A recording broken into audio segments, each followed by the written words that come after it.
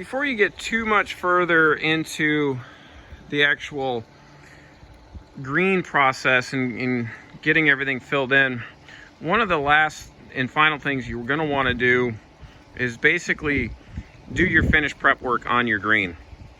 And what I mean by that is, obviously we ran the compactor over it, we did the hand tamping we saw earlier, but you're still going to get some areas where you can see there's still a little bit of a line or a groove that was created from the compactor.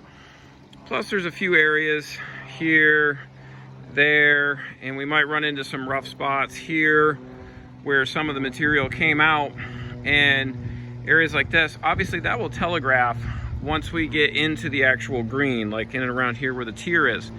So what we're going to want to do in that particular case, we're going to show you a little tip or technique that we like to use to really hide all of those areas and finish it off. And it also allows you to shape and make breaks and manipulate the green if you're not satisfied or happy with how it's rolling right now, or where your breaks are, or if you have to correct a tier.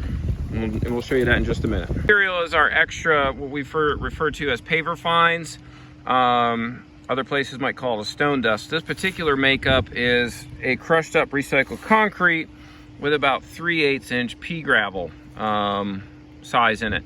Now, for us to do the touch-up work on the green, obviously any of the aggregate is not what we want, but we have to be able to get the fines or that powder out. So what I like to use, or what we like to use, is just a good old-fashioned stainless steel spaghetti strainer. We don't want anything with very large holes in it, but just enough that we can get our material to sift through, which would be our fines or the powder. So essentially what we want to do is just get a bucket. Now obviously this material, you can see what's dry and what's wet.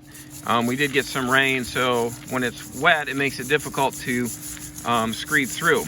But as you work this quite a few times, the fines will fall out, and then you're left with this right here, which is like a fine sand, if you will. Once this gets wet to like an oatmeal consistency, you can then put this on the green, and it will fill in with a trowel, will fill in any gaps or any crevices or creases left by the compactor plate.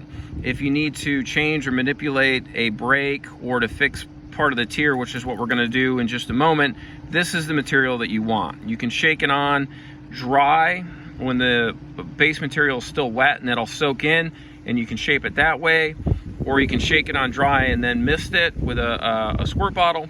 Or in this particular instance, what we're going to do is make quite a bit of this, and we're going to get it wet like a mortar mixture, and then we're going to just trowel it in any of the uneven areas. Okay, so here's part of the green or the subbase area that's going to need some attention. You can see the crease mark here from the compactor, so we'll fill those in, and then we've got some just rough patch areas here, and we'll start working on those right now. So once we've got the material, the fines that we wanted screeded, we can put some in a bucket, or I'm sorry, in the bucket, and then in the strainer, and then all we're going to do is shake over, and you can see that'll start to fill it in. Now we can then obviously control how much goes in, and when it looks like we've got a sufficient amount and it covers the holes or the rough area, then what I like to use is, now for our areas where we've got significant indentations, or we need to change and manipulate any of the grade, putting it on dry and misting it is not always the best option. So what we like to do is take that material and get it wet and make it like a peanut butter consistency. That way when it goes in, it's nice and wet. And then what we're able to do, again using that trowel, goes on just like a mortar mix with concrete. And then what we're going to do is just work it and trowel it in, and it helps bond with your base material underneath. Okay, so we're continuing to work along the area where this upper tier is, which starts this way and wraps around this way. And if you remember earlier in the videos, we had a real sharp transition because the compactor made a crease.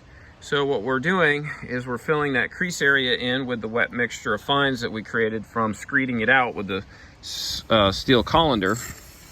And then what we're going to do is we're just going to continue to work this in very similar as if we were finishing concrete. And it will fill in all of those voids and become a very, very smooth transition from this upper tier to the lower tier. And as you can see, any of these marks that were coming down, those are all getting filled in all in through here, and that big crease that was along in here is now gone. So this does take a little bit of technique, but you can pick it up pretty quick. Just apply enough pressure, and remember, as you're pushing away, you lift this side up a little bit, and as you're pulling towards you, you lift this side up a little bit, and just apply some decent pressure just to smooth it out. But you'll pick this technique up in no time. And this makes all the difference in having a nice smooth roll versus a bumpy one.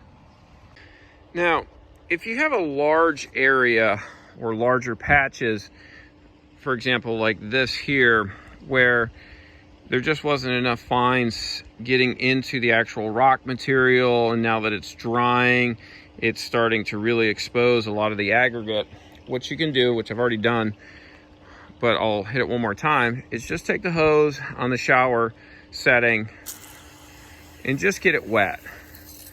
And you're gonna just let it sit there for a little while and let that base, which is pretty compacted, but you're gonna let that just sit, and it will soak in, but get that wet again.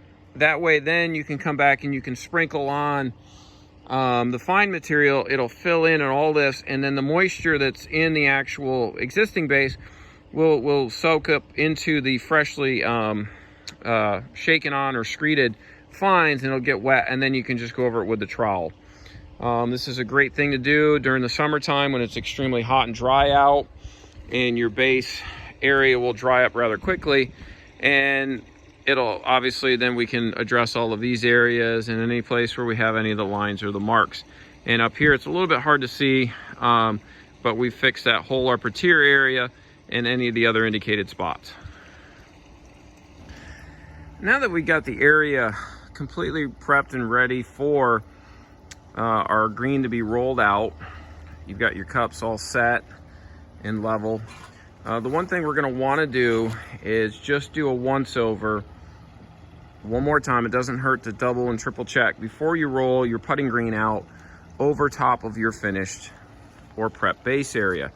What we're looking for are any imperfections, any stones that may have been kicked loose, because those stones, which I can see a couple right there and right there, those will cause the turf to dome and obviously not have a good roll. And what we don't want to do is roll the turf out and then have to find these and then come back and try to move the turf, and then we end up disrupting the whole area.